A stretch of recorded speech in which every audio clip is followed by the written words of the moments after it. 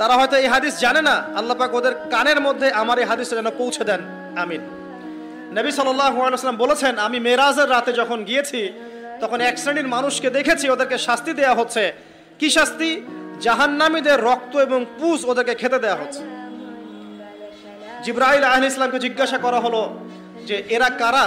তিনি বললেন, এরা আপনার উম্মতের সেই সব ব্যক্তি যারা মাদকদ্রব্য সেবন করত। আল্লাহ রাব্বুল আলামিন তার হাবিবের মাধ্যমে জানিয়েছেন, যখন কোনো মুসলিম মাদক সেবন করে বা কোনো ব্যক্তি মাদক সেবন করে তখন 40 দিন তার নামাজ কবুল হয় না। এরপর যদি সে তওবা করে তাহলে আল্লাহ পাক তার তওবা কবুল করবেন ইনশাআল্লাহ। যদি সে আবারও মাদক খায় তওবা করার পর, আবার 40 দিন তার নামাজ কবুল হবে না। যদি সে আবার তওবা করে আল্লাহ পাক আবার তাকে মাফ করে দিবেন। যদি সে আবারও মাদক খায় আবার 40 দিন তার নামাজ কবুল হবে না। তারপর যদি আবার তওবা করে আবার আল্লাহ তাকে মাফ করে দিবেন।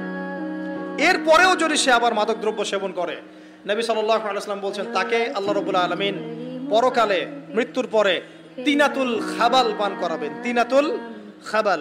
জিজ্ঞাসা করা হল, ইয়া রাসূলুল্লাহ, তিনাতুল খাবাল কি জিনিস? নবী সাল্লাল্লাহু আলাইহি ওয়াসাল্লাম উত্তর দিচ্ছেন, এটা হচ্ছে জাহান্নামীদের রক্ত, মাংস, এগুলো পুড়ে পচে যে রসটা বের হবে, এটা হচ্ছে তিনাতুল খাবাল।